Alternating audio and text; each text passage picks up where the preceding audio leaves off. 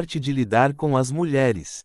Apresentação. A Arte de Lidar com as Mulheres é um livro escrito por Arthur Schopenhauer, na metade do século XIX, em meados do ano de 1850, que expõe suas ideias sobre o papel da mulher na existência humana. Este autor foi pioneira na reflexão sobre a mulher enquanto protagonista ativa na sociedade, artes e filosofia. No entanto, é um livro que neste século está um pouco descontextualizado, pois mostra como era vista a mulher naquela época. Ao ler o livro, você deve levar em conta os condicionamentos e as circunstâncias daqueles anos. Dependendo do leitor, suas linhas sem dúvida causarão sorrisos ou indignação. A arte de lidar com as mulheres. 1. A essência da mulher. Palavra e conceito. A palavra vibe caiu em descrédito, embora seja totalmente inocente, ela designa o sexo, mulher. Frau significa a mulher casada, usor. Chamar uma moça de frau soa como uma dissonância. Belo sexo. Somente o intelecto masculino, turvado pelo instinto sexual, poderia chamar de belo sexo as pessoas de estatura baixa, ombros estreitos, ancas largas e pernas curtas. Na verdade, é nesse instinto que está toda a sua beleza. O segundo sexo. As mulheres são o sexo sequior, o sexo que sob qualquer ponto de vista é o inferior, o segundo sexo, e em relação a cuja fraqueza deve-se, por conseguinte, ter consideração. Contudo, demonstrar-lhes veneração é extremamente ridículo e nos diminui aos olhos delas. Uma essência sem grandes interesses. Nem para a música, nem para a poesia, tampouco para as artes plásticas as mulheres têm, real e verdadeiramente, talento e sensibilidade, quando, porém, elas afetam ou simulam essas qualidades, de nada mais se trata senão de pura macaquice voltada a seu desejo de agradar.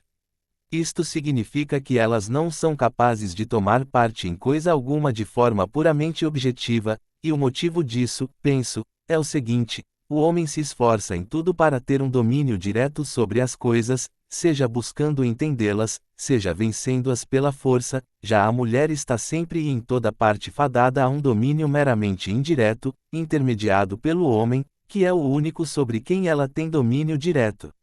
Por essa razão, é da natureza da mulher ver em tudo apenas um meio de conquistar o homem, e sua participação em qualquer outra coisa é sempre apenas um pretexto simulado e tolo, ou seja, tudo acaba em coqueteria e afetação.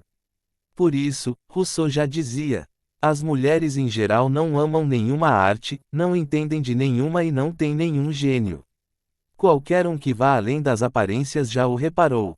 Basta observar a direção de sua atenção e o modo como se comportam no concerto, na ópera, no espetáculo teatral. É só ver, por exemplo, a despreocupação infantil com que elas, em meio aos trechos mais bonitos das grandes obras-primas, continuam sua tagarelice. A mulher e as armas da natureza.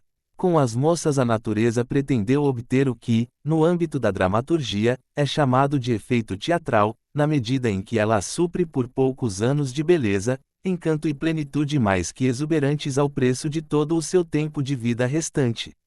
Tudo isso para que, durante tais anos, elas possam apoderar-se inteiramente das fantasias de um homem, de tal maneira que ele seja levado a assumir de fato e de qualquer forma a responsabilidade pela mulher por toda a vida.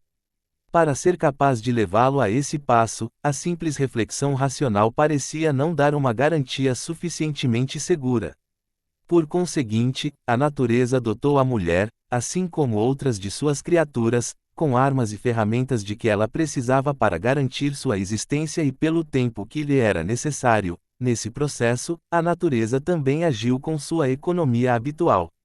Tal qual a formiga fêmea que, após o acasalamento, perde suas asas superficiais, que se tornariam perigosas para o processo de incubação, também assim, na maioria das vezes, após o primeiro ou segundo parto, a mulher perde sua beleza, provavelmente pelas mesmas razões. A criança, na mulher. Para amas e educadoras em nossa primeira infância, as mulheres se mostram particularmente adequadas, já que são infantis, tolas e têm visão curta. Em poucas palavras, são crianças grandes, uma espécie de estágio intermediário entre a criança e o homem, que é, este sim, uma pessoa de verdade. 2. A diferença em relação ao homem.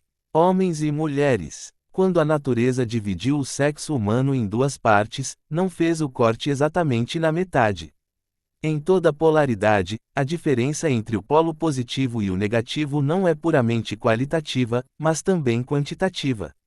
É assim que também os antigos e os povos orientais viam as mulheres e, consequentemente, reconheciam a posição adequada a elas muito melhor do que nós, com nossa galanteria francesa fora de moda e nossa veneração despropositada às mulheres a mais fina flor da estupidez germânico-cristã, que só serviu para torná-las arrogantes e sem consideração, fazendo às vezes lembrar os macacos sagrados de Benares, que, por terem consciência de sua santidade e inviolabilidade, se permitiam tudo e qualquer coisa.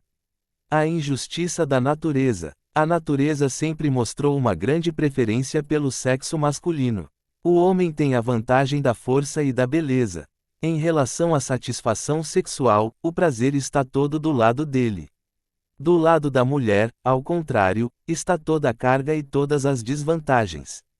Se o homem quisesse tirar vantagem dessa parcialidade da natureza, a mulher seria o ser mais infeliz do mundo, pois somente sobre ela recaiu o cuidado com as crianças, e ela ficou desamparada com suas forças débeis. Maturidade, masculina e feminina. Quanto mais nobre e perfeita é uma coisa, tanto mais tarde e mais lentamente ela atinge a maturidade. O homem dificilmente alcança a maturidade de sua razão e de suas capacidades intelectuais antes dos 28 anos de idade, a mulher, aos 18. Trata-se também de uma lógica bem medida. Por isso, as mulheres permanecem crianças ao longo de toda a sua vida, sempre veem apenas o que está próximo, prendem-se ao presente, tomam a aparência das coisas pelas coisas em si e antepõem ninharias aos assuntos mais importantes. A vaidade, na mulher e no homem.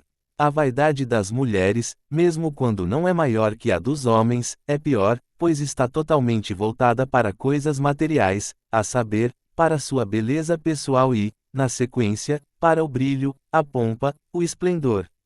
É por isso que a sociedade é, com razão, seu elemento. Isso, juntamente com seu intelecto inferior, a faz inclinar-se ao esbanjamento, motivo pelo qual um homem antigo já dizia: as mulheres são pródigas por natureza, menandro, monostiquaia.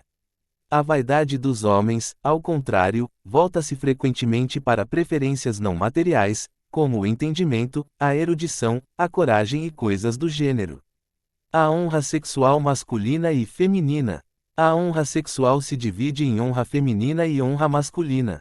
A primeira e a mais importante é a honra feminina, uma vez que na existência feminina o comportamento sexual é o que mais importa. Ela é a opinião geral dos outros de que uma moça solteira não se entregou a nenhum homem e de que a mulher casada se entregou apenas a seu esposo. Em relação ao sexo masculino, ela reflete a opinião de que um homem, tão logo tenha conhecimento de que sua mulher cometeu adultério, deve separar-se dela e puni-la imediatamente e tanto quanto possível. O amor aos filhos, da mãe e do pai. O primordial amor de mãe é, tanto nos animais como nas pessoas, puramente instintivo. Por isso ele cessa com a falta de habilidade física da criança. O amor do pai em relação a seus filhos é de outra natureza e mais sólido, baseia-se em um reconhecimento de seu próprio eu interno neles, é, portanto, de origem metafísica. Ânsia de conhecimento e curiosidade. O anseio por conhecimentos, se dirigido para coisas gerais, chama-se ânsia de conhecimento, dirigido a coisas particulares, curiosidade. Na maioria das vezes, os meninos mostram ânsia de conhecimento, as meninas, pura curiosidade. Esta, porém, num grau muito elevado e sempre com uma ingenuidade exasperadora. Beleza, masculina e feminina. A beleza dos rapazes está para a beleza das moças assim como a pintura a óleo está para a pintura em pastel. A mulher e sua estreiteza de visão. É graças à razão que o ser humano, diferentemente do animal, não vive simplesmente o presente, mas também vislumbra e considera o passado e o futuro. É nisso que tem origem seus cuidados, suas preocupações e suas frequentes angústias. A mulher, em consequência de sua razão débil, participa menos das vantagens e desvantagens que isso traz. Ela é, antes, uma mente míope, na medida em que sua inteligência intuitiva enxerga com acuidade o que está próximo, mas em contrapartida tem um círculo de visão estreito, no qual o que está distante fica de fora. É por isso que tudo o que está ausente, que é passado ou ainda virá, atua de modo muito mais fraco sobre as mulheres do que sobre nós. É também daí, pois, que se origina a tendência ao esbanjamento, que é milito mais frequente nelas e às vezes as confina à loucura. As mulheres são pródigas por natureza, Menandro, Monostiquaia.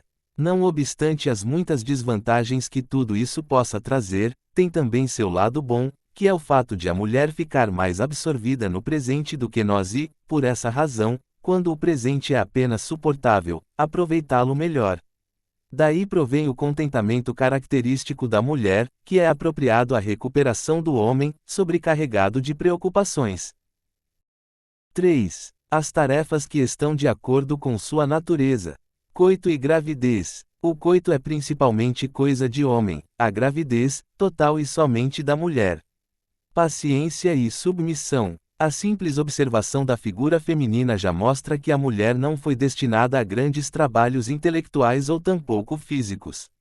Ela carrega a culpa da vida não por meio da ação, mas do sofrimento, por meio das dores do parto, do cuidado com as crianças, da submissão ao homem, para quem ela deve ser uma companheira paciente e alegre.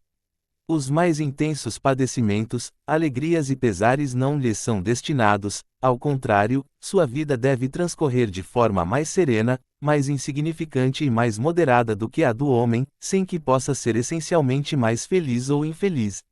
O destino da mulher. As mulheres existem somente para a propagação da espécie, e seu destino se reduz a isso. Assim, elas geralmente vivem mais para a espécie do que para o indivíduo. No fundo, levam mais a sério os assuntos da espécie do que os dos indivíduos. Isso confere a toda a sua essência e a todos os seus impulsos uma certa leviandade e uma posição basicamente diferente da do homem, o que origina a discórdia tão frequente e quase normal no casamento. Disposição para ser vítima. A mulher precisa sacrificar a flor de sua juventude com um homem já murcho ou logo sentir que já não é objeto útil para um homem que ainda tem vigor. Sua ocupação principal. No fundo, as jovens consideram suas atividades domésticas ou profissionais como coisa secundária, e de forma alguma como simples prazer. Como sua única vocação verdadeira, elas consideram o amor, as conquistas, e o que mais tem a relação com isso, como os trajes, a dança, etc. Mulheres e domínio. Que a mulher, por sua própria natureza, está destinada à obediência se reconhece no fato de que todas que, contrariando sua natureza, estejam numa situação de total independência ligam-se logo a um homem qualquer, por quem se deixam guiar e dominar, porque elas precisam de um amo. Se for jovem, este será um amante, se for velha, um confessor. 4. Suas vantagens. Realismo feminino. As mulheres são decididamente mais sóbrias do que nós, de modo que elas não enxergam nas coisas mais do que realmente ali está. Já nós, quando temos as paixões acesas, facilmente aumentamos os fatos ou lhes acrescentamos algo imaginário. A mulher como conselheira. Segundo a sabedoria dos antigos germânicos, em assuntos difíceis não é de forma alguma condenável consultar também as mulheres, pois o jeito delas de conceber as coisas é completamente diferente do nosso, especialmente porque elas preferem vislumbrar sempre o caminho mais curto para atingir o objetivo e, assim, vislumbram o que está mais perto, sendo que nós, justamente porque está muito próximo de nosso nariz, na maioria das vezes o enxergamos longe demais. Assim, precisamos de ajuda para sermos trazidos de volta e recuperarmos a visão próxima e simples. 5. Suas fraquezas. O defeito fundamental da mulher, causas e consequências. Como defeito fundamental do caráter feminino encontramos a injustiça. Ele se origina em primeiro lugar na falta de racionalidade e de reflexão, mas sustenta-se também no fato de que, na qualidade de mais fracas, elas foram dirigidas pela natureza não para a força, mas para a astúcia. É daí que provém a sagacidade própria de seu instinto e sua incontida propensão à mentira. Desse defeito fundamental e de seus desdobramentos originam-se ainda a falsidade, a deslealdade, a traição, a ingratidão, etc. Mentira e dissimulação. Assim como a lula, também a mulher gosta de se esconder na dissimulação e de nadar na mentira. Todas as pessoas mentem, já desde os tempos de Salomão, porém, antigamente a mentira ainda era um vício da natureza ou o capricho de um instante, e não necessidade e lei, como ela agora se tornou sob o domínio muito elogiado das mulheres. Assim como a natureza equipou os leões com garras e dentes, os elefantes com presas, os javalis com colmilhos, os touros com chifres e a sépia com a tinta que turva a água, também proveu a mulher com a arte da dissimulação, para sua proteção e defesa, e toda a força que ela conferiu ao homem na forma de vigor físico e razão, consagrou a mulher na forma desse dom. A dissimulação é, por isso, inerente a ela, razão pela qual cai quase tão bem as mulheres tolas quanto as espertas.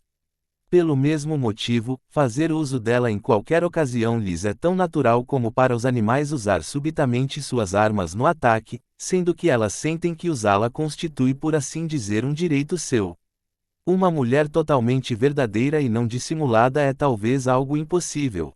Exatamente por isso elas percebem facilmente a dissimulação alheia, de forma que não é aconselhável tentar usá-la perante elas. O patrimônio. Todas as mulheres, com raras exceções, têm inclinação para o esbanjamento. Por isso, todo o patrimônio existente, exceto nos casos raros em que ela própria o adquiriu, deve ser seguramente resguardado de sua imprudência.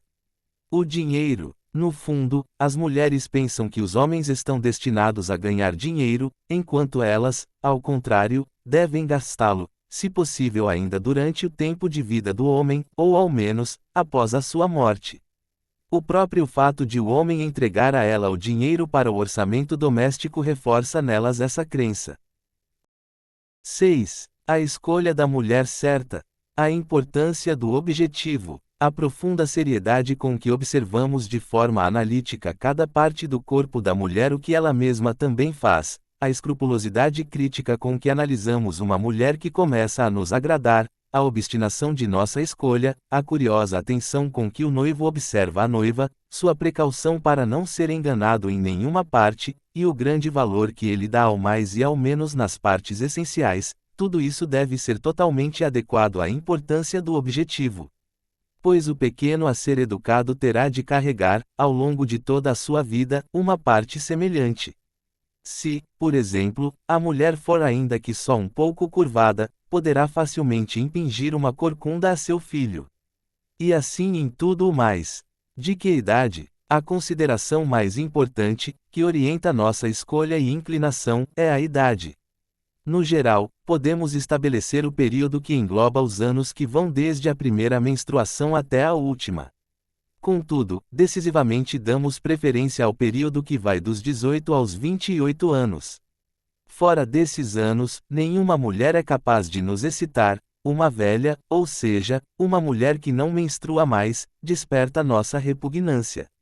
A juventude sem a beleza tem ao menos a atração, a beleza sem a juventude, não. Que medidas corporais! Os seios fartos exercem uma extraordinária atração sobre o sexo masculino, pois, estando diretamente ligados às funções de propagação da mulher, prometem ao recém-nascido alimentação abundante. Porém, as mulheres extremamente gordas despertam nossa aversão. A razão é que essa característica remete à atrofia do útero, portanto à infertilidade, o que é sabido não pela cabeça mas pelo instinto. Olhos, boca, nariz e feições. Somente a última consideração está ligada à beleza do rosto. Também aqui são consideradas sobretudo as partes ósseas, por isso, o mais importante a observar é um belo nariz, um nariz pequeno e arrebitado estraga tudo. Sobre a felicidade da vida de inúmeras moças, uma pequena curvatura do nariz, para baixo ou para cima, já foi decisiva, e com razão, pois ela é tida como o tipo da espécie. Uma boca pequena, com a ajuda de pequenos maxilares, é essencialmente uma característica do rosto humano em contrapartida ao dos animais. Um queixo recuado, por assim dizer cortado, é especialmente repugnante, pois o Menterne Jr. hominulum é um decisivo traço característico de nossa espécie. Finalmente, chegamos à consideração sobre os belos olhos e a testa. Eles estão relacionados com as características psíquicas, sobretudo com as intelectuais, herdadas da mãe. A necessária alquimia. Para que surja uma tal inclinação passional verdadeira, é necessário algo que só se deixa expressar por meio de uma metáfora química. Ambas as pessoas precisam se neutralizar, como os ácidos e os álcalis, em um sal neutro. O equilíbrio natural. Os fisiologistas sabem que tanto a masculinidade quanto a feminilidade admitem incontáveis graus, pelos quais a masculinidade desce até o hermafroditismo e a hipospadia repugnantes e a feminilidade sobe até a androginia graciosa. Em ambos os lados pode-se alcançar um hermafroditismo completo, no qual há indivíduos que, por se manterem exatamente no meio de ambos os sexos, não podendo ser contados em nenhum dos dois, são em consequência inúteis para a reprodução. Para a neutralização mútua de duas individualidades, aqui abordada, é necessário portanto que o determinado grau de masculinidade dele corresponda exatamente ao determinado grau de feminilidade dela, para que ambas as partes se neutralizem mútua e precisamente. Por isso, o homem mais viril irá buscar a mulher mais feminina e vice-versa, e também assim todo indivíduo busca outro que corresponda a seu grau de sexualidade. Somente a beleza não é suficiente. O caso raro de um homem apaixonar-se por uma mulher nitidamente feia acontece quando na harmonização precisa dos graus de sexualidade, acima citada, as anomalias dela, em seu conjunto, são exatamente opostas às dele, ou seja, funcionam como um corretivo. Nesses casos, a paixão costuma alcançar um grau elevado. Analisar a família de origem.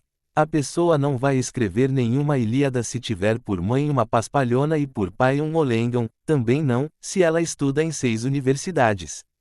Portanto, nunca por paixão. E não faça você mesmo a sua escolha, ainda que loucamente apaixonado, pois a paixão sempre cega. Tenho visto que esses casamentos quase sempre terminam de forma infeliz. Deixe que outros, benfeitores, escolham por você. A visão objetiva encontra o que há de mais certo, e a razão é uma candidata à noiva muito melhor do que o louco entusiasmo. 7. O amor. Definição. O amor é o mal. Ele tem suas raízes somente no instinto sexual.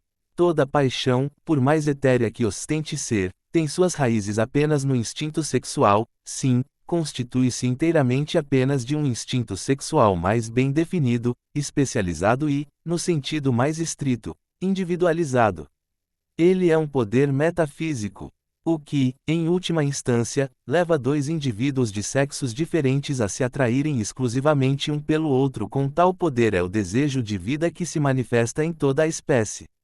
Uma loucura. Aquilo que, na aparência, se mostra como a paixão elevada e mútua dos futuros pais, que considera inferior tudo o que está fora dela, é de fato uma ilusão sem igual, em consequência da qual um homem apaixonado entregaria todos os bens do mundo para copular com uma determinada mulher.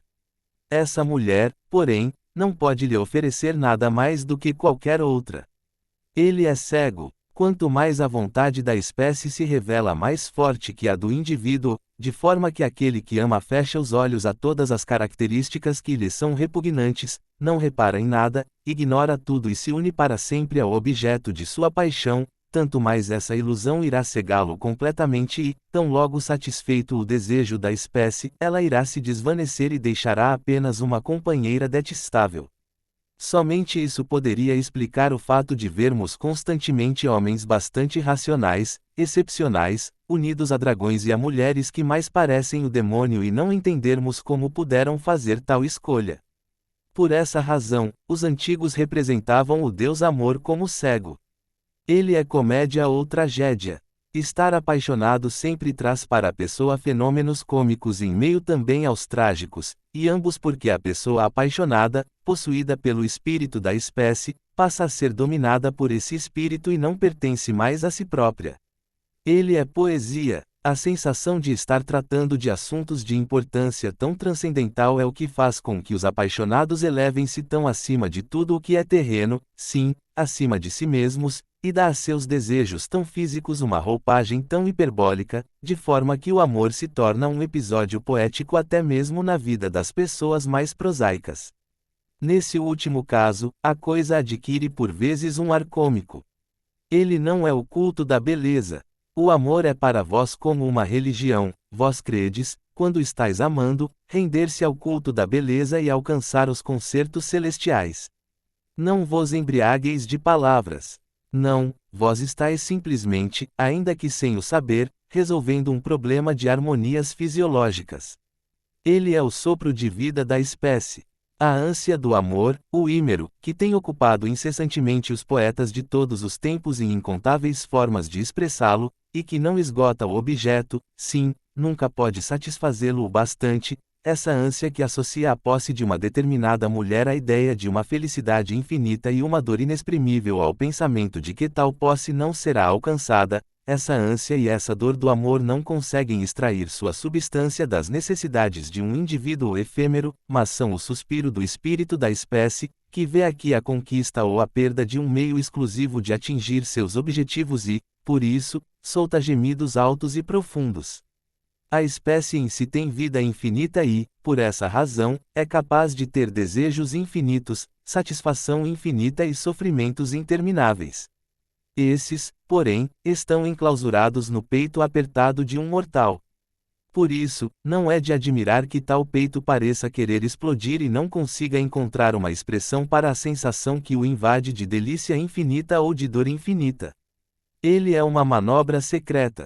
Quando olhamos o tumulto da vida, vemos todos ocupados com a angústia e o tormento, todos empregando suas forças para satisfazer as necessidades intermináveis e afastar o sofrimento que se desdobra em múltiplos aspectos, sem contudo poder esperar em recompensa algo diferente da conservação dessa existência atormentada, individual, por um curto espaço de tempo. Mas nesse intervalo, no meio da turba, vemos os olhares de dois seres apaixonados encontrar-se ansiosos. Todavia, por que tão secretamente, tão receosos e furtivos? Porque esses seres apaixonados são os traidores, que secretamente aspiram a perpetuar a angústia total e o tormento que, do contrário, alcançaria um breve final, que eles não querem que seja atingido, assim como fizeram seus antecessores. O amor exclusivo é uma ilusão voluptuosa, que engana o homem, achar que ele vai encontrar um prazer maior nos braços de uma mulher cuja beleza lhe agrada do que nos de qualquer outra, ou a ideia de que, dirigida exclusivamente a um único indivíduo, o convença plenamente de que a posse dessa mulher lhe trará uma felicidade efusiva. O amor espiritual foi uma mulher, Diótima, que introduziu Sócrates na ciência do amor espiritual, e foi Sócrates, o divino Sócrates, que, para perenizar sem esforço a dor do mundo, transmitiu à posteridade essa ciência funesta por meio de seus alunos. O verdadeiro amor, visto que não há dois indivíduos totalmente iguais, a cada homem determinado corresponde o mais perfeitamente possível uma certa mulher, sempre no sentido da reprodução. Tão raro quanto o acaso de eles se encontrarem é o verdadeiro amor passional. Amor nos tempos da epidemia. A doença venérea exerce sua influência muito além do que à primeira vista possa parecer, na medida em que ela não é de forma alguma uma doença meramente física, mas também moral. Desde que a aljava de amor também contém flechas envenenadas, o relacionamento entre os sexos passou a ter um elemento estranho, hostil, diabólico, em consequência do qual é perpassado por uma desconfiança sombria e temerosa. Amor e fé. O amor é como a fé, não se deixa forçar. O Deus amor. Os antigos personificaram o gênio da espécie no Cupido, um deus, a despeito de sua aparência infantil agressivo, cruel e mal afamado, um demônio caprichoso e despótico, mas ainda assim senhor dos deuses e dos homens. Tu, Eros, tirano dos deuses e dos homens. Eurípides, Andrômaca, tiro mortal, cegueira e asas são seus atributos. Essas últimas apontam para a inconstância, que, em regra, surge já com a decepção, que é a consequência da satisfação.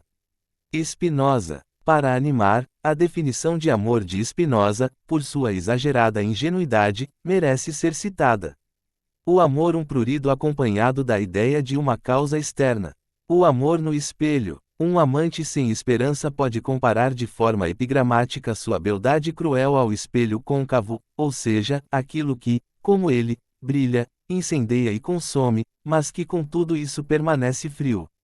As amantes passam, assim como os pensamentos. A presença de um pensamento é como a presença de uma amante. Achamos que nunca iremos esquecer o pensamento, e que nunca seremos indiferentes à amante, porém, longe dos olhos, longe do coração. Os pensamentos mais belos são irrecuperáveis se não forem anotados, e das amantes procuramos depois escapar, se não as desposamos. Suicídio por amor. Nos graus mais elevados da paixão, essa quimera torna-se tão radiante, que, quando a paixão não pode ser alcançada, a própria vida perde todo o seu encanto e parece passar a ser tão vazia de alegrias, insípida e intragável, que o asco supera até mesmo o medo da morte, eis porque ela é às vezes voluntariamente encurtada. O desejo dessa pessoa cai no redemoinho de desejos da espécie, ou mantém tão bem a preponderância sobre o desejo individual, que quando tal indivíduo não é capaz de atuar na primeira categoria, desdenha ser na última. O indivíduo é aqui um recipiente frágil demais para que possa suportar a ânsia infinda do desejo da espécie, concentrada em um objeto determinado.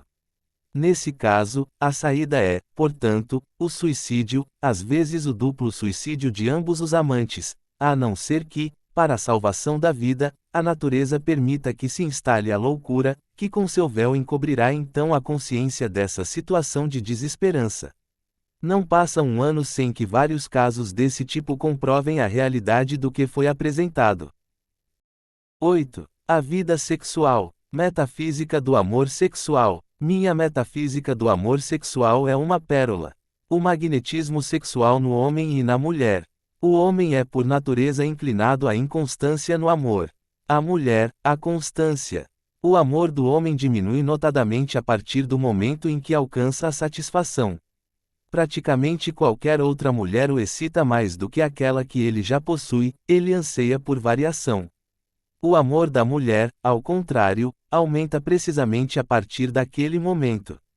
Isso é uma consequência do objetivo da natureza, que está voltado à conservação da espécie e, assim, está voltado o mais intensamente possível para a reprodução. O homem de fato pode gerar tranquilamente mais de 100 filhos por ano, se lhe estivesse à disposição um grande número de mulheres. A mulher, em contrapartida, mesmo com muitos homens, só pode trazer ao mundo um único filho por ano, com exceção dos gêmeos. É por isso que ele está sempre de olho nas outras mulheres, já ela se fixa em um único homem, pois a natureza a leva de forma instintiva e espontânea a permanecer com o provedor e o protetor da futura prole. A satisfação sexual no homem e na mulher. A natureza organizou as relações de forma ruim. Ao homem é impossível satisfazer o instinto sexual, desde o seu surgimento até a sua extinção, de uma forma legal. A não ser que ele se torne viúvo ainda jovem. Para a mulher, a limitação a um único homem, que se estende pelo curto período de sua juventude e aptidão sexual, é uma situação não natural. Ela deve guardar para um único homem aquilo de que ele pode não precisar e que muitos outros lhe cobiçam. E, mesmo resguardando-se, ela sofrerá privação. Calcule-se isso. E tal fato ocorre especialmente porque o número de homens hábeis para a cópula é sempre o dobro do de mulheres aptas para isso, motivo pelo qual toda mulher é constantemente exposta a tentações, mas ainda, as espera automaticamente, quando um homem se lhe aproxima. O instinto sexual que a tudo domina e se impõe, no homem e na mulher. O domínio natural da mulher sobre o sexo masculino por meio da sensação de satisfação dura cerca de 16 anos. Aos 40 anos, a mulher não está mais apta para a satisfação sexual. O instinto sexual do homem dura mais do que o dobro desse tempo. Satisfação sexual como instinto. Atualmente, acredita-se que o ser humano não tenha nenhum outro instinto senão simplesmente o que leva o recém-nascido a procurar e sugar o seio materno. No entanto, temos um instinto muito definido, claro, complexo, a saber, aquele que está ligado à escolha tão apurada, cuidadosa e obstinada de outro indivíduo para a satisfação sexual. Com essa satisfação em si mesma, ou seja, até quando ela representa um prazer sensual que atende a uma necessidade urgente do indivíduo, a beleza ou a feiura do outro indivíduo nada tem a ver. Contudo, a atenção dispensada de forma tão diligente a elas, ao lado da escolha cuidadosa da e originária, está claramente relacionada, portanto, não à pessoa que procede à escolha em si, ainda que ela o presuma, mas ao objetivo verdadeiro, ao ser que será gerado, no qual o tipo da espécie deverá ser mantido da forma mais pura e correta possível. É visível o cuidado com que um inseto procura uma determinada flor ou fruta, esterco ou carne, ou, como o ichneumon, uma larva de outro inseto, para somente lá pôr seus ovos, e para alcançar esse local ele não poupa esforços e enfrenta perigos.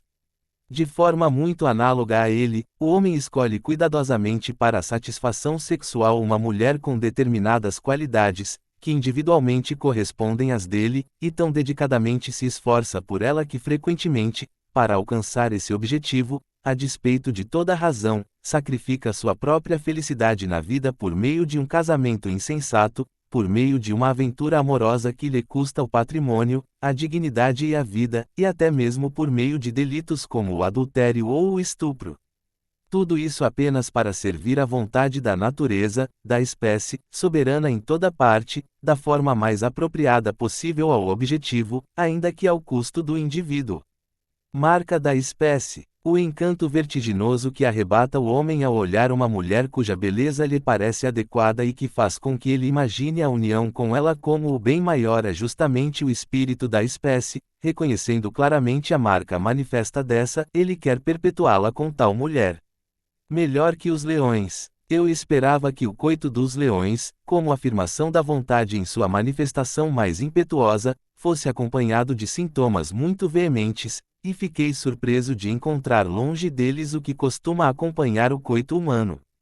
Também aqui é decisivos, portanto, para a alta significância do fenômeno, não o grau de impetuosidade do querer, mas o grau de reconhecimento, assim como o som não é tão amplificado pelo tamanho da corda, mas pelo tamanho da caixa de ressonância. A cobiça sexual. A cobiça sexual, tanto mais quando concentrada e fixa em uma determinada mulher por meio da paixão, é a quintessência da trapaça total desse mundo nobre, uma vez que ela promete coisas tão inefáveis, infinitas e efusivas e, depois, mantém tão miseravelmente pouco. O instinto sexual. Os caprichos provenientes do instinto sexual são totalmente análogos aos fogos fatos, eles nos iludem da forma mais vivaz possível, mas, se os seguimos, levam-nos ao pântano e desaparecem. E sua satisfação? A satisfação do instinto sexual é em si simplesmente condenável, porque ela é a mais forte afirmação da vida. Isso é válido tanto para a satisfação no casamento como fora dele. A última, porém, é duplamente condenável, porque além de tudo ela é a negação da vontade alheia, na medida em que, com ela, a moça, direta ou indiretamente, cai na infelicidade. O homem, portanto, satisfaz seu desejo às custas da felicidade de outrem. Amor e ódio. O amor sexual se combina até mesmo com o mais extremo ódio contra seu objeto, por esse motivo, Platão já o comparava ao amor dos lobos pelas ovelhas. Barba e sexualidade. Sendo a barba uma meia máscara, ela deveria ser proibida pela polícia. Além disso, como é uma marca sexual no meio do rosto, ela é obscena. É por isso que agrada às mulheres. O reverso da medalha. Os enganos que os desejos eróticos nos preparam devem ser comparados a certas estátuas que, em virtude de sua posição, contam-se entre as que somente devem ser vistas de frente e, assim, parecem belas, ao passo que por trás oferecem uma vista feia. De maneira parecida é aquilo que a paixão nos prepara, enquanto a projetamos e a vemos como algo vindouro, é um paraíso da delícia, mas, quando passamos para o outro lado e, por conseguinte, a vemos por trás, ela se mostra como algo fútil e sem importância, quando não totalmente repugnante. Ostras e champanhe. O filisteu, uma pessoa sem necessidades intelectuais, vive sem prazeres intelectuais. Por vontade própria, nenhum anseio por conhecimento e reflexão movimenta sua existência, nem mesmo por prazeres verdadeiramente estéticos, aos quais aquele primeiro está inteiramente ligado. Aquilo, porém, que o impele a prazeres dessa natureza, seja pela moda, seja pela autoridade, é encarado por ele como um tipo de trabalho forçado e concluído o mais brevemente possível. Prazeres de verdade para ele são apenas os físicos, por meio deles ele se sente compensado. Por conseguinte, ostras e champanhe são o ponto alto de sua existência. Relacionamento sexual e procriação, tudo a seu tempo. Como ponto de partida torno uma posição de Aristóteles na política. Nela, ele expõe primeiramente que as pessoas jovens demais geram crianças ruins, fracas, deficientes, que não crescem, e o mesmo é válido para as crianças geradas de pessoas muito velhas. Por isso, Aristóteles prescreve que quem tem 54 anos não deve mais pôr filhos no mundo, se bem que essa pessoa deva continuar praticando a cópula por motivos de saúde ou por outras razões. De que forma isso deveria ser realizado, ele não diz, sua ideia parte claramente do princípio de que as crianças geradas em tal idade devem ser eliminadas por meio de aborto, visto que poucas linhas antes ele recomendava isso. A natureza, por sua vez, não pode negar o fato que está na base da prescrição de Aristóteles, mas também não consegue suprimi-lo. Pois, em virtude de seu princípio natura non facit saltus, a natureza não dá saltos, de incessu animalium, a natureza não consegue suspender repentinamente a produção de esperma do homem, mas também aqui, como em tudo o que é mortal, ocorre uma deterioração gradual. Pois a geração de filhos nessa fase colocaria no mundo pessoas fracas, apáticas, doentes, desgraçadas e de vida curta. Pois a natureza frequentemente age assim, as crianças geradas por pessoas de mais idade geralmente morrem muito precocemente, quase nunca atingem a idade avançada, são em maior ou menor escala débeis, doentes, fracas, e geram crianças com qualidades semelhantes. O que aqui foi dito sobre a geração de crianças na idade do declínio é igualmente válido para as pessoas imaturas. A virgindade. A virgindade é bela, não porque constitui uma abstinência, mas porque é inteligência, visto que ela contorna a artimanha da natureza. Relação sexual e doenças. Para que o instinto sexual não ganhe muito poder sobre as pessoas, a doença venérea é uma barreira muito providencial. No âmbito das ciências naturais, foi feita uma esplêndida descoberta, que representa um dos maiores benefícios ao sexo humano. Descobriu-se um meio com o qual se pode satisfazer perfeitamente as exigências da natureza sem o risco, que havia até agora, de ser contagiado por alguma doença, nos bordéis. Ele se constitui do seguinte: dilui-se, em um copo cheio de água, uma porção de cloreto de cal e, então, após o coito, lava-se o pênis com essa solução, de forma que todo o agente maléfico recebido é inteiramente destruído. 9. O casamento. O que é o casamento? Le menede est un piège, que la nature nos tende. O casamento é uma armadilha que a natureza nos prepara. Por que nos casamos? O sexo feminino exige e espera do masculino tudo, de fato tudo o que deseja e de que precisa. O masculino exige do feminino em primeiro lugar e diretamente apenas uma coisa. Por isso, o arranjo deve ser feito de forma que o sexo masculino só consiga obter essa coisa se assumir os cuidados com tudo e, além disso, com os filhos advindos da união. É desse arranjo que depende o bem-estar do sexo feminino. O que fazer? A pergunta sobre se seria melhor casar ou não casar encontra a resposta, em muitos casos, questionando-se se as preocupações com o amor são melhores do que as preocupações com o sustento. Casamento é igual a disputa e escassez. Situação do solteiro é igual a paz e abundância. Casar com a ciência. Não cassem. Ouçam meu aviso, não cassem. Deixem que a ciência seja sua amante e companheira. Vocês vão se sentir 1000 vezes melhor com isso. Nosso casamento ocidental é a coisa mais absurda que se poderia imaginar. Que carga e deveres excessivamente pesados ele põe sobre o homem em troca de alegrias efêmeras que barganha. Não casamos com a inteligência. Com o casamento não se tem em vista a diversão espirituosa, mas a geração de filhos. Ele é uma união de corações, não de cabeças. Trata-se de pretensão afetada e ridícula quando as mulheres afirmam terem se apaixonado pelo espírito de um homem, ou então é o exagero de um ser degenerado. A despeito de todas as diferenças, causa-nos estranheza quando vemos um homem e uma mulher unir-se em casamento por paixão, sendo suas cabeças as mais diferentes sobre a face da terra. Por exemplo, ele é bruto, rude e limitado, ela, delicada, arguta, sensível ao belo, etc. Ou então ele é genial e muito instruído, ela, uma paspalhona. E ainda assim eles são fortemente atraídos um pelo outro e são feitos um para o outro. O motivo disso é que aqui a vontade atua por si própria, sendo que o foco é o outro polo, as genitálias. Casamento e fastio. Casar significa fazer o possível para se tornar repugnante um ao outro. Casamento e estupro. Somente os modernos otimistas protestantes qualificam o casamento como algo elevado, santo, divino. Tertuliano, ao contrário, disse que o casamento não é essencialmente diferente do estupro. Casamento e direitos iguais. As leis europeias relativas ao casamento tomam a mulher como igual ao homem, partem, portanto, de um pressuposto incorreto.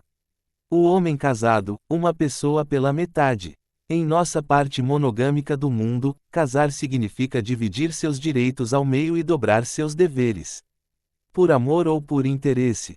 O homem que com seu casamento visa ao dinheiro em lugar da satisfação de sua atração, vive mais para o indivíduo do que para a espécie, o que justamente contraria a verdade e, por isso, se mostra contrário à natureza e desperta um certo desprezo.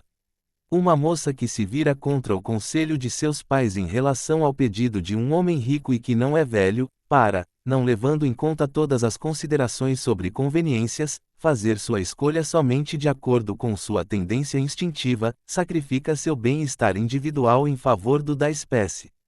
Porém, exatamente por esse motivo não se pode deixar de conceder-lhe uma certa aprovação, pois ela deu preferência ao mais importante e agiu em prol da natureza, ou melhor, da espécie, ao passo que os pais foram tomados pelo espírito do egoísmo individual. Casamento por amor. Casar apenas, por amor, e não ter de se arrepender disso tão cedo. Sim, casar, no geral, significa enfiar a mão em um saco, de olhos vendados, na esperança de descobrir uma enguia no meio de um monte de cobras. Os casamentos por amor são celebrados no interesse da espécie, não dos indivíduos. Na verdade, as partes presumem atuar em prol da felicidade própria, porém seu objetivo real é estranho a elas mesmas, na medida em que ele subjaz a geração de um indivíduo, possível somente por meio delas. Unidas por esse objetivo, elas devem continuar tentando entender-se uma com a outra tão bem quanto possível. Contudo, muito frequentemente o casal unido por meio daquela ilusão instintiva, que é a essência do amor passional, passa a ter, nas outras coisas, natureza da mais heterogênea. Isso ocorre no dia em que a ilusão se desvanece, como necessariamente precisa acontecer. De acordo com isso, os casamentos celebrados por amor caem, em regra, na infelicidade. Pois, por meio deles, providencia-se a geração seguinte às custas da atual. Quem se casa por amores, há de beber com dolores. Quem se casa por amor tem de viver com a dor, diz um provérbio espanhol. Casamento e felicidade. Casamentos felizes são conhecidamente raros, até porque está na essência do casamento que seu objetivo principal não é a geração atual, mas a que virá.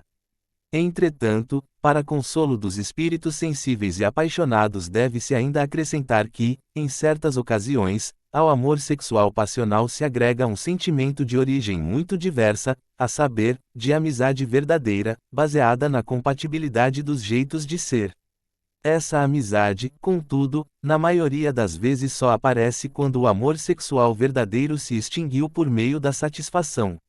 Pecados da juventude. A maioria dos homens se deixa seduzir por um rosto bonito, pois a natureza os induz a se unirem às mulheres na medida em que ela mostra de uma vez todo o lado brilhante delas ou deixa atuar o efeito teatral, mas esconde vários males, que elas consequentemente trazem, entre eles tarefas intermináveis, preocupações com crianças, teimosia, caprichos, envelhecimento e feiura após alguns anos, trapaças, colocação de cornos, inquietações, ataques histéricos, amantes, inferno e diabo. Por essa razão, designa o casamento como uma dívida, que foi contraída na juventude e paga na velhice. Na celebração de um casamento, parece que nem o indivíduo nem o interesse da espécie precisam ser prejudicados. Porém, na maioria das vezes o que ocorre é o seguinte: o fato de a conveniência e o amor passional andarem de mãos dadas é o caso de felicidade mais raro que existe. Femina sine pecunia imago mortis. As mulheres que foram moças pobres são muito frequentemente mais exigentes e mais esbanjadoras do que as que trazem um rico dote. Ao mesmo tempo, na maior parte das vezes, as moças ricas não trazem meramente patrimônio, mas também mais zelo, sim, o instinto de conservação herdado, do que as pobres. Em todo caso, gostaria de aconselhar aquele que se casa com uma moça pobre a não deixar herança para ela, mas uma mera pensão, e especialmente a tomar cuidado para que o patrimônio dos filhos não caia nas mãos dela. Se realmente precisas ser casado, se não és capaz de ficar sozinho, então te casa com uma mulher rica. As mulheres ricas, no mínimo, sabem lidar com as finanças melhor do que as outras que não conhecem o valor do dinheiro porque nunca o possuíram. Esposa e filhos. Não contei mulher e filhos entre aquilo que alguém possui, visto que esse alguém será muito mais posse deles. Baltazar Gracian chama de camelo um homem de 40 anos, simplesmente pelo fato de ele ter mulher e filhos. Casamento como instituto de previdência social, por experiência pessoal. Conheço as mulheres. Elas veem o casamento apenas como instituto de previdência social. Meu próprio pai, enfermo e muito fraco, ficou preso a seu leito de doente, e teria ficado abandonado se um velho criado não tivesse cuidado dele pelo assim chamado amor ao dever. A senhora minha mãe dava saraus, enquanto ele passava o tempo na solidão, e divertia-se enquanto ele sofria dores terríveis. É esse o amor das mulheres. Não pagues a passagem à toa. Quanto mais sensato e sábio alguém é, tanto pior é ele viajar junto com a metade insensata da humanidade, e com razão, pois essa ligação representa uma grande imprudência de sua parte. Trata-se daquele que completou 40 anos de idade sem ter se sobrecarregado com mulher e filhos, e quer fazê-lo depois. Para mim, isso é como se alguém já tivesse percorrido a pé 3/4 do caminho até a estação do correio e ainda quisesse gastar um bilhete para o resto da viagem. A única motivação possível em favor do casamento. Resta, por fim, em favor do casamento apenas a assistência na velhice e na doença e um lar. Mas mesmo essas vantagens me parecem enganosas. Por acaso minha mãe cuidou de meu pai quando ele ficou doente? As viúvas. Que as viúvas fiquem se consumindo com o cadáver do companheiro é certamente revoltante, mas também é revoltante que elas dilapidem com seus amantes o patrimônio que o companheiro adquiriu pacientemente durante toda a sua vida, por meio de esforço contínuo, trabalhando para os filhos. Fidelidade e infidelidade. A fidelidade conjugal é artificial para o homem e natural para a mulher. Assim, o adultério da mulher, tanto do ponto de vista objetivo, por causa das consequências, como do ponto de vista subjetivo, pelo fato de contrariar a natureza, é muito mais imperdoável do que o do homem. Adultério. Sendo o adultério o mais grave dos roubos, é ainda um grau pior do que o roubo. A honra do homem exige que ele puna o adultério de sua mulher e o vingue, dentre outras formas, por meio da separação. Se ele o tolerar conscientemente, sofrerá a imposição de desonra por parte da comunidade masculina, a qual porém não é tão radical quanto a do sexo feminino, porque no homem o relacionamento sexual está colocado em lugar de importância inferior, visto que ele tem ainda muitos outros relacionamentos totalmente diferentes. A honra feminina e a honra masculina. A honra feminina quer que não ocorra um coito ilegítimo, pois somente assim o inimigo, os homens, é obrigado à capitulação, o casamento, por isso, toda cópula ilegítima é punida pela comunidade feminina como uma traição em favor do inimigo, por meio da imposição de desonra à culpada e da expulsão do grupo.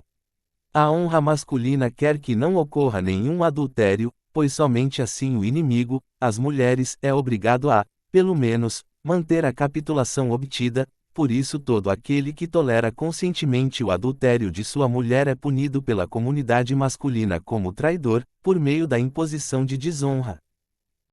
10. Monogamia ou poligamia. A monogamia é contrária à natureza. Em relação ao comportamento sexual, nenhuma parte do mundo é tão imoral como a Europa, em consequência da monogamia contrária à natureza. E contrária à razão. Não há como entender de forma racional por que um homem, cuja mulher sofre de uma doença crônica ou permanece infértil, ou então se tornou velha demais para ele, não deveria casar-se com uma segunda.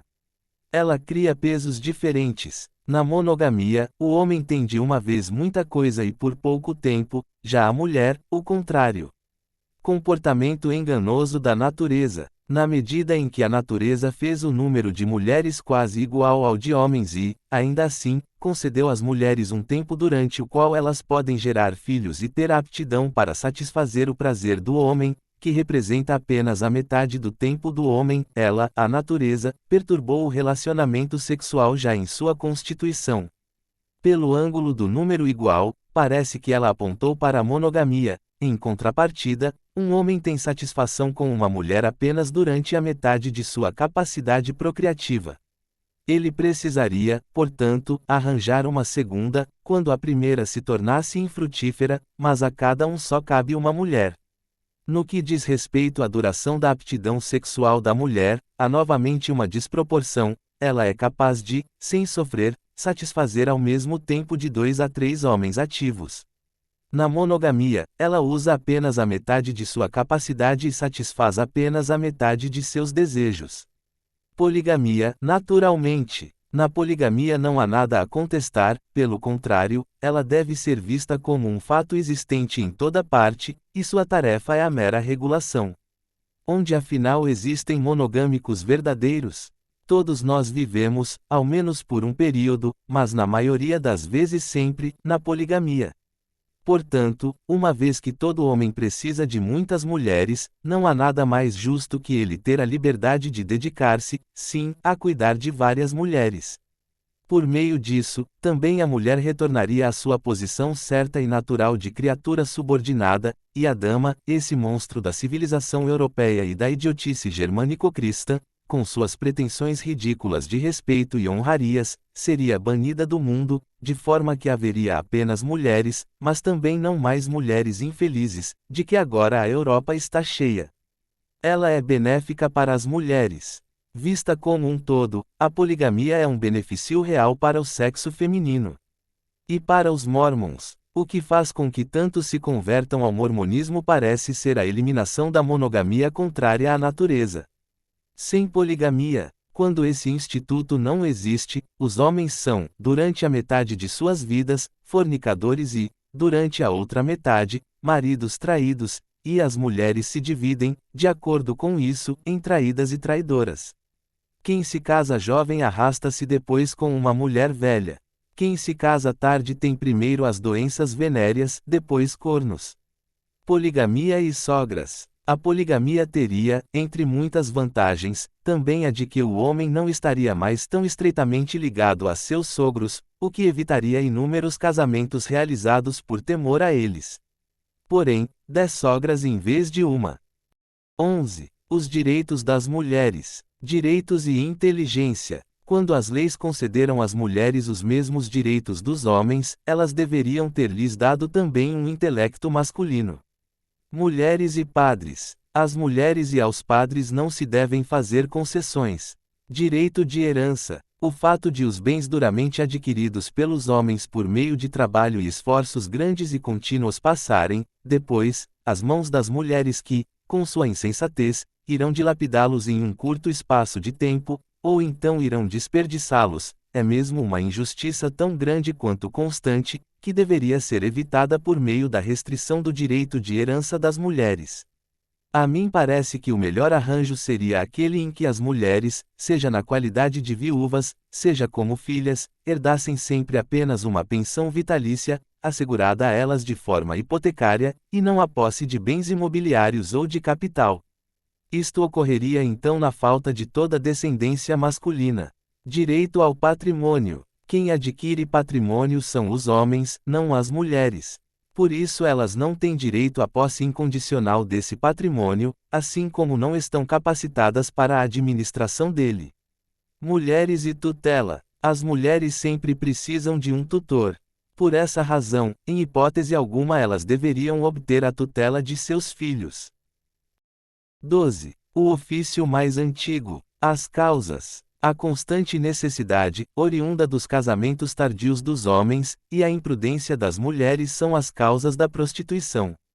Vítimas da monogamia. Enquanto nos povos poligâmicos toda mulher encontra sustento, nos monogâmicos o número de mulheres casadas é limitado. Isso faz restar uma infinidade de mulheres desamparadas, que nas altas classes vegetam como solteironas inúteis e velhas, mas que nas classes baixas se submetem a trabalhos pesados e desmedidos, ou então se tornam meretrizes e levam uma vida tão triste quanto indigna. Só em Londres há 80.000 prostitutas. O que são elas, portanto, se não mulheres que foram relegadas pelo Instituto Monogâmico ao que há de mais medonho, verdadeiras vítimas humanas no altar da monogamia. Dolorido mas inevitável. As prostitutas levam uma vida triste e indigna, mas sob tais circunstâncias monogâmicas, tornam-se necessárias. Eis porque elas surgem como uma categoria publicamente reconhecida, com o objetivo especial de preservar da sedução as mulheres favorecidas pelo destino, que encontraram maridos ou podem ter a esperança de encontrá-los. 13. Mulheres, cultura e arte. Mulheres e arte. Com toda razão, poder-se-ia chamar o sexo feminino de não estético. Nem para a música, nem para a poesia, tampouco para as artes plásticas as mulheres têm, real e verdadeiramente, talento e sensibilidade, quando, porém, elas afetam ou simulam essas qualidades, de nada mais se trata senão de pura macaquice voltada a seu desejo de agradar. No teatro, se de fato os gregos não permitiam às mulheres o ingresso aos espetáculos, eles o faziam com razão, ao menos se podia ouvir algo no teatro deles. Para o nosso tempo seria adequado acrescentar ao Taceat mulier in ecclesia, a mulher deve permanecer calada na igreja. 1. Taceat mulier in teatro, a mulher deve permanecer calada no teatro. Ou substituir o primeiro pelo segundo, fixando-o com letras grandes na cortina do teatro. Casamento, poesia e filosofia. A meta habitual da assim chamada carreira dos rapazes, não é outra senão a de se tornarem o burro de carga de uma mulher. Junto dos melhores deles, a mulher aparece em regra como um pecado da juventude. O ócio total que, por meio de seu trabalho, eles obtêm para suas mulheres gastarem o dia é aquele de que o filósofo precisa. O casado carrega o fardo total da vida, o solteiro, apenas a metade. Quem se dedica às musas tem de pertencer à última classe. Por essa razão se vai descobrir que quase todos os verdadeiros filósofos permaneceram solteiros, basta ver Descartes, Leibniz, Malebranche, Spinoza e Kant. Não devemos contar os antigos, visto que entre eles as mulheres tinham uma posição subordinada. Além disso, é conhecido o sofrimento de Sócrates, e Aristóteles foi um cortesão. Já os grandes poetas eram todos casados e, sem dúvida, todos infelizes. Shakespeare era até mesmo duplamente corno. Os maridos são, na maioria das vezes, papagenos invertidos, pois, assim como para estes uma velha transforma-se, com admirável rapidez, em uma jovem, com os maridos uma jovem transforma-se, com admirável rapidez, em uma velha. Entre os filósofos e poetas, os casados já são por si só suspeitos de estar voltados para suas coisas e não para o aprimoramento da ciência e da arte. Gênio e beleza. O gênio dos homens dura o mesmo tempo que a beleza das mulheres, ou seja, 15 anos, dos 20 até, no máximo, os 35 anos. As mulheres não podem de fato ter gênio, quando muito talento. As mulheres e seu desempenho na arte. As cabeças mais eminentes de todo o sexo feminino nunca trouxeram para as belas artes uma única realização realmente grande, genuína e original, nem conseguiram colocar no mundo qualquer obra de valor permanente. Exceções isoladas e parciais não alteram a coisa. O romantismo, O romantismo é um produto do cristianismo. Religiosidade exagerada, veneração fantástica às mulheres e valentia cavalheiresca, portanto Deus, a dama e a espada são os símbolos daquilo que é romântico. A inteligência não pode ser inculcada. Nesse ínterim, ocorreu que as mães têm feito suas filhas aprender as belas artes, línguas e coisas do gênero, para que elas se tornem atraentes aos homens. É como se quisessem ajudar o intelecto por meios artificiais, como já se faz no caso dos quadris e dos seios. 14. Mulheres e sociedade. Solidariedade feminina. Entre os homens há por natureza simples indiferença, mas entre as mulheres há animosidade por natureza. Já ao se encontrar nas ruas, elas se olham mutuamente como guelfos e gibelinos. A posição social da mulher. Uma falsa posição do sexo feminino, que tem seu sintoma mais agudo em nosso mundo de damas, é um defeito fundamental da organização social, exercendo a partir do centro dessa organização sua influência prejudicial sobre todas as partes. Diferença de posições, dos homens e das mulheres. Enquanto o homem em regra sempre fala com um certo respeito e humanidade mesmo com quem está muito abaixo dele, é insuportável ver quão orgulhosamente e com que desprezo uma mulher distinta, na maior parte das vezes, se comporta com um subalterno, que não esteja a seu serviço, ao se dirigir a ele. Talvez isso resulte do fato de que toda a diferença de posições seja mais precária entre as mulheres do que entre nós e possa se modificar e ser suprimida mais rapidamente, pois, ao passo que entre nós uma centena de coisas é posta na balança, para elas apenas uma coisa é decisiva, a saber, a que homem elas agradaram. Mulheres e juramento em falso. As mulheres perjuram nos tribunais com muito mais frequência do que os homens. Dever-se-ia mesmo questionar se elas poderiam ser admitidas a prestar juramentos.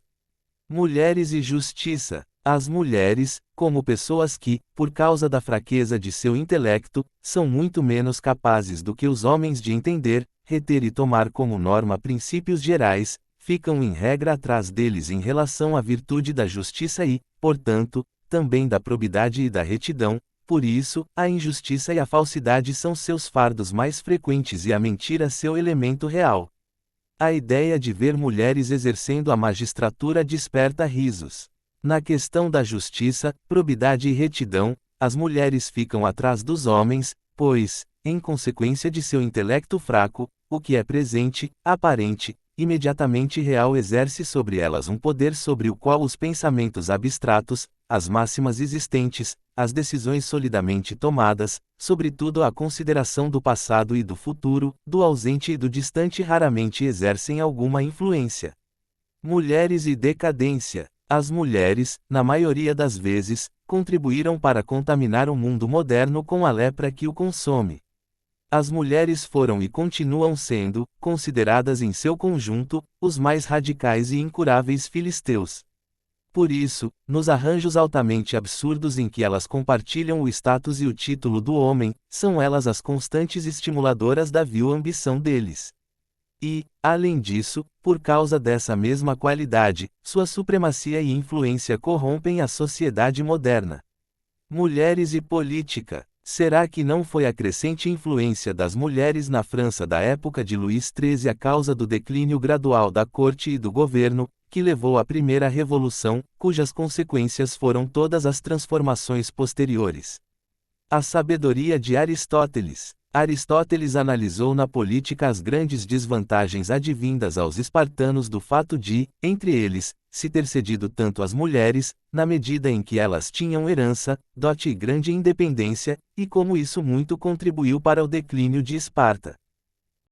15. Mulheres e cavalheirismo. A dama. A mulher no Ocidente, particularmente aquela que é chamada de dama, encontra-se em uma falsa posição, pois a mulher, que os antigos com razão chamavam de sexo sequior, não merece de forma alguma ser o objeto de nosso respeito e veneração, trazer a cabeça mais erguida que a do homem e ter os mesmos direitos que ele.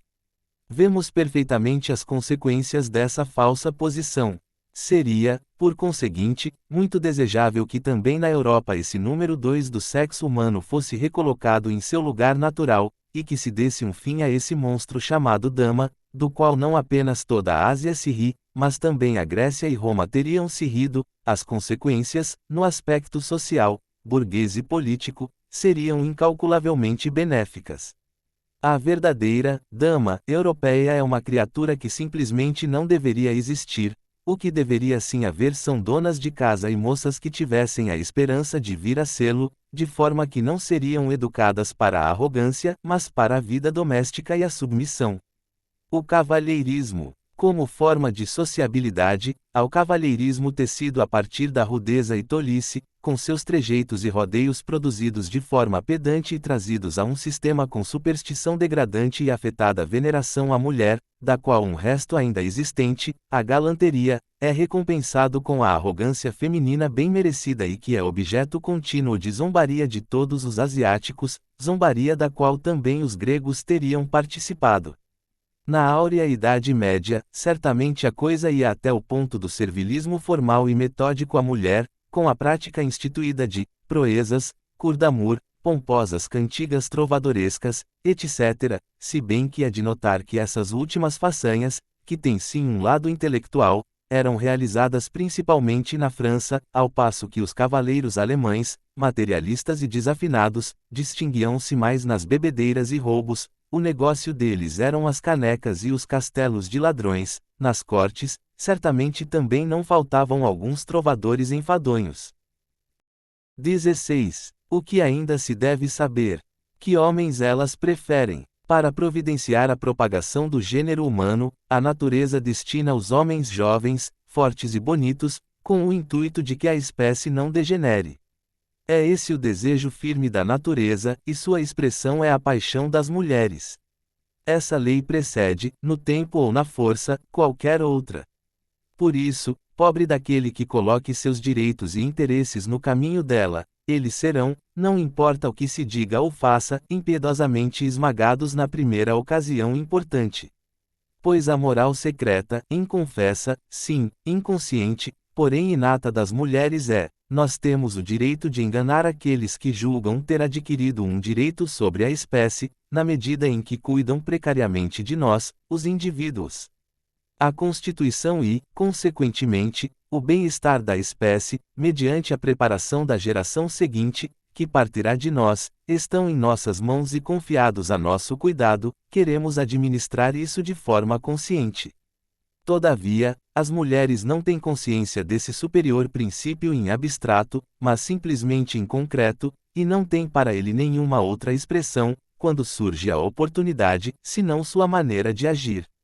Nela, a consciência lhes dá, na maioria das vezes, mais tranquilidade do que supomos, na medida em que elas, no fundo mais escondido de seus corações, têm a consciência de que, na infração de seu dever contra o indivíduo, estão cumprindo melhor seu dever perante a espécie, cujo direito é infinitamente maior. As mulheres dão preferência à idade de 30 a 35 anos, ainda que em detrimento dos jovens, que de fato representam a maior beleza humana. O motivo é que elas são guiadas não pelo gosto mas pelo instinto, que reconhece nas idades mencionadas o auge da força procriativa.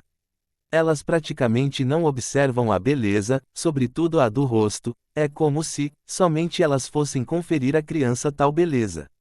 A inteligência não ajuda, muito pelo contrário. A insensatez não incomoda as mulheres, tanto a capacidade intelectual preeminente, ou mesmo o gênio, quanto a anormalidade podem atuar de forma desfavorável. Eis porque se vê frequentemente um homem feio, tolo e rude, superar perante as mulheres, um homem culto, espirituoso e amável. Outros países, outros costumes.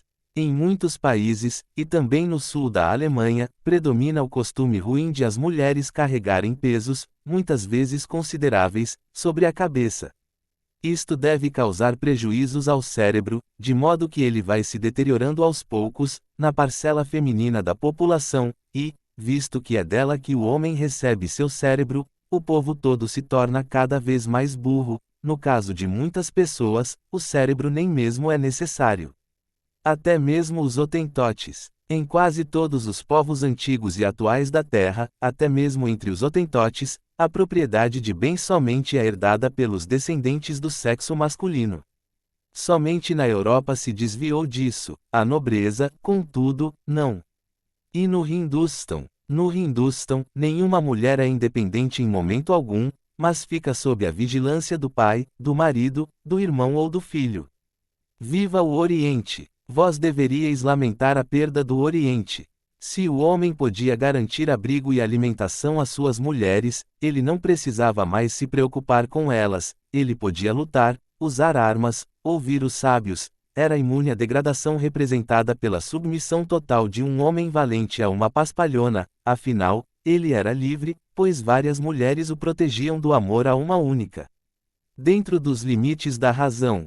Não é possível manter as mulheres nos limites da razão senão por meio do medo. Mas no casamento é preciso mantê-las nos limites, porque se deve dividir com elas o que se tiver de melhor e, dessa forma, perde-se em felicidade de amor aquilo que se ganha em autoridade. Estar à espreita. A memória é um ser caprichoso e temperamental, comparável a uma jovem mulher. Às vezes, ela cala de forma totalmente inesperada aquilo que já forneceu uma centena de vezes, e mais tarde, quando já não estamos mais pensando naquilo, ela o oferece muito espontaneamente. Não seguir o exemplo de Petrarca. Não houve apenas um, mas sim vários Petrarcas, que tiveram de arrastar o impulso amoroso insatisfeito como uma corrente, como uma bola de ferro amarrada aos pés, durante toda a vida, e exalar seus suspiros nos campos solitários. Nem o de Kant, se agora, por diversão, me fosse permitida uma parábola jocosa e frívola, eu compararia Kant, naquela automistificação, com um homem num baile de máscaras, que fica namoricando a noite toda uma formosura mascarada, na ilusão de ganhar a simpatia dela, até que no final ela tira a máscara e se dá a conhecer como sua mulher. Controle de natalidade. Se pudesse castrar todos os patifes e fechar todas as paspalhonas nos conventos, dar às pessoas de caráter nobre um harém inteiro, e arranjar para todas as moças de espírito e inteligência homens, mas homens de verdade, então logo surgiria uma geração que iria significar mais do que a época de Péricles. Tentativas de aproximação. Nenhuma mulher, exceto as prostitutas decididas, vai se oferecer para nós, pois mesmo com toda a beleza ela se arrisca a receber uma recusa, visto que a doença, o desgosto, os negócios, as inquietações sempre tiram todo o desejo dos homens, e uma recusa seria um golpe mortal para a vaidade delas. Porém, assim que tenhamos dado o primeiro passo e, com isso, ela tenha se assossegado do risco, ficamos em pé de igualdade com elas e então vamos encontrá-las, na maioria das vezes, bastante receptivas. Vanitas vanitatum. Conquistar a afeição de uma mulher muito bonita apenas por meio da personalidade é talvez um prazer ainda maior para a vaidade do que para a volúpia, na medida em que se adquire a certeza de que a própria personalidade seria um equivalente, para aquela pessoa endeusada e admirada, sobre todas as outras coisas de valor. Também por essa razão, o amor desprezado é tão doído, especialmente quando unido ao ciúme fundado. 17. Elogio às mulheres. Muito melhor do que no poema afetado, artificial e nebuloso de Schiller, Dignidade da Mulher, o verdadeiro elogio às mulheres é expresso nestas poucas palavras de Joule. Sem as mulheres, o começo de nossa vida seria privado dos cuidados, o meio, das alegrias e o fim, do consolo. Ponto. Quanto mais observo os homens, tanto menos os tolero. Se, simplesmente, eu pudesse dizer o mesmo em relação às mulheres, tudo estaria bem. Ponto. Fim. Título: A Arte de Lidar com as Mulheres. Ponto. Foi um livro escrito por Arthur Schopenhauer, na metade do século XIX, em meados do ano de 1850. Se você gostou, inscreva-se no canal para receber os próximos vídeos. Até mais!